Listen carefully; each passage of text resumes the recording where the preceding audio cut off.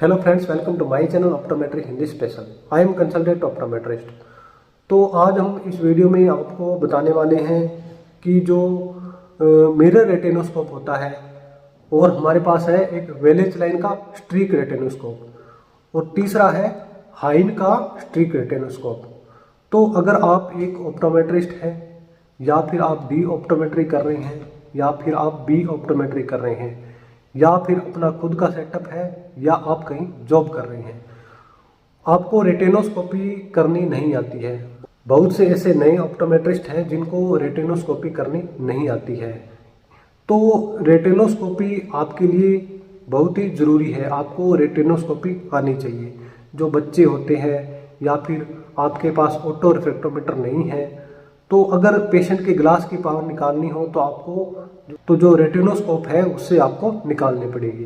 तो आपको रेटिनोस्कोपी के बारे में अच्छा नॉलेज होना चाहिए, अच्छा एक्सपीरियंस होना चाहिए। तो उसके लिए है प्रैक्टिस। तो आप जो रेटिनोस्कोप है इसके द्वारा प्रैक्टिस कैसे कर सकते हैं कि कौन सा रेटिनोस्कोप आप लें कि आप उस पर अच्छे से प्रैक्टिस कर सकें, कि आपके लिए बेस्ट ऑप्शन क्या है, आप कौन सा रेटिनोस्कोप लो, आपके लिए कौन सा अच्छा रहेगा और इनकी कॉस्ट क्या रहेगी।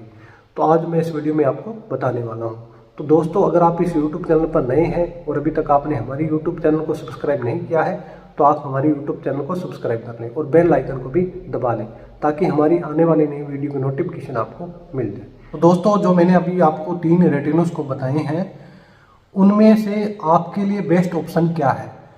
जो 3 रेटिनोस्कोप है उनके ऑप्शन के बारे में बताता हूं कि आपके लिए बेस्ट ऑप्शन क्या है और इनमें क्या क्या फंक्शन होते हैं। तो सबसे पहले हमारे पास है स्ट्रीक रेटिनोस्कोप जो कि हाइन का रेटिनोस्कोप है। तो दोस्तों, मैं आपको बता देता हूं, मैं किसी भी इंस्ट्रूमेंट की ऐड नहीं कर रहा हूं, यह वीडियो केवल आपके नॉलेज के लिए बनाया गया है। मेरे बहुत से ऐसे यूट्यूब फ्रेंड हैं जिन्होंने मेरे को कमेंट किया कि सर आप जो रेटिनोस्कोप है उसके बारे में बताएं कि हमारे लिए बेस्ट ऑप्शन क्या रहेगा। तो जी, ये जो रेटिनोस्कोप है स्ट्रीक रेटिनोस्कोप हाइन का बहुत ही मोस्ट पॉपुलर रेटिनोस्कोप है।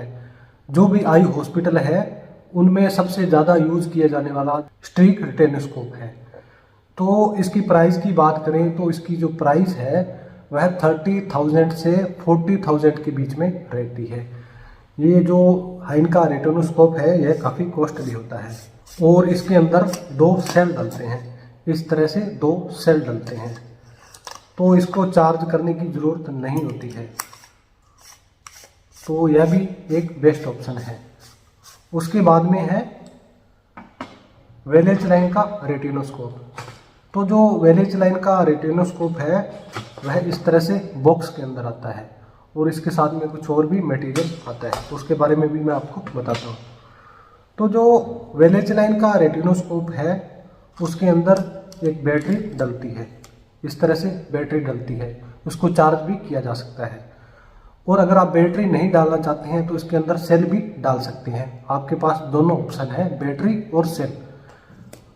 और इसका एक फ़ायदा ये है कि ये जो हेड है रेटिनोस्कोप का यह 3-in-1 होता है, यानी कि इसके आगे ये जो रेटिनोस्कोप है इसको भी आप लगा सकते हैं और दूसरा इसके आगे ये जो ऑप्थेल्मोस्कोप है इसको आप लगा सकते हैं।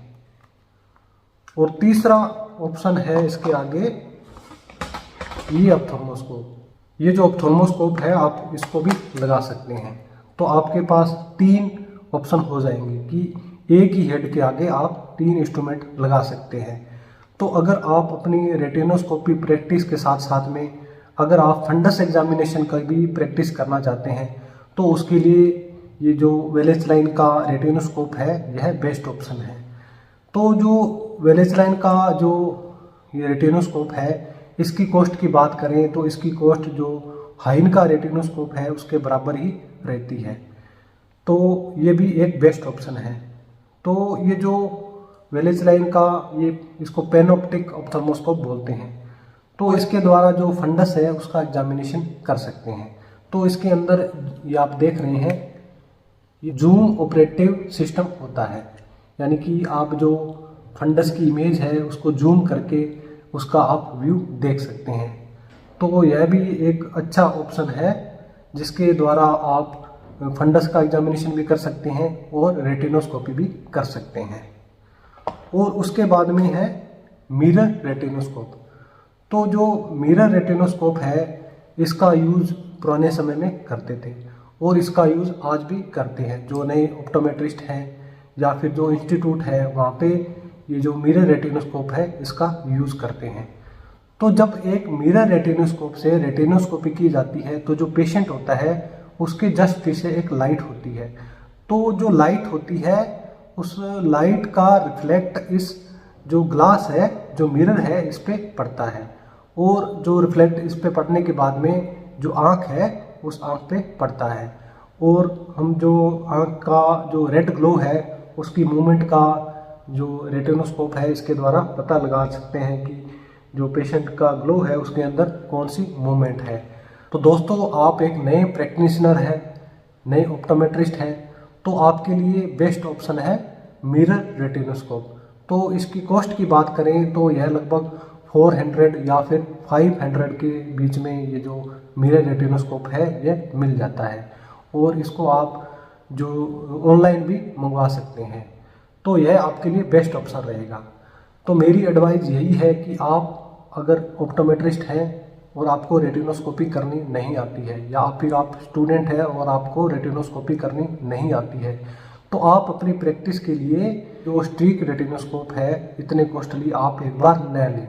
तो आप ये जो मिरर रेटिनोस्कोप है इसका यूज़ करें। जब आप मिरर रेटिनोस्कोप से धीरे धीरे अपनी प्रैक्टिस करेंगे तो आपको एक अच्छा एक्सपीरियंस आ जाएगा। जब आपको एक्सपीरियंस आ जाए तो उसके बाद में आप जो हाइन के या फिर वेलिस लाइन के जो रेटिनोस्कोप है वह आप खरीद सकते हैं। तो आपको रेटिनोस्कोपी के बारे में बिल्कुल ही नॉलेज नहीं है तो आप जो बड़े इंस्ट्रूमेंट है हाइन के या फिर जो भी है तो आप एक बार न खरीदें। तो दोस्तों जो मैंने आपको रेटिनोस्कोप बताए हैं इनके प्रोसीजर के बारे में कि रेटिनोस्कोपी कैसे करते हैं, एक स्ट्रीक रेटिनोस्कोप द्वारा रेटिनोस्कोपी कैसे करते हैं और एक मिरर रेटिनोस्कोप द्वारा रेटिनोस्कोपी कैसे करते हैं, दोनों के बारे में मैं आपको अलग सी वीडियो बना के बता दूंगा। तो दोस्तों टॉपिक से रिलेटेड कोई कमेंट है तो आप कमेंट बॉक्स में लिख सकते हैं। तो मिलते हैं नेक्स्ट वीडियो में एक नए टॉपिक के साथ में। धन्यवाद।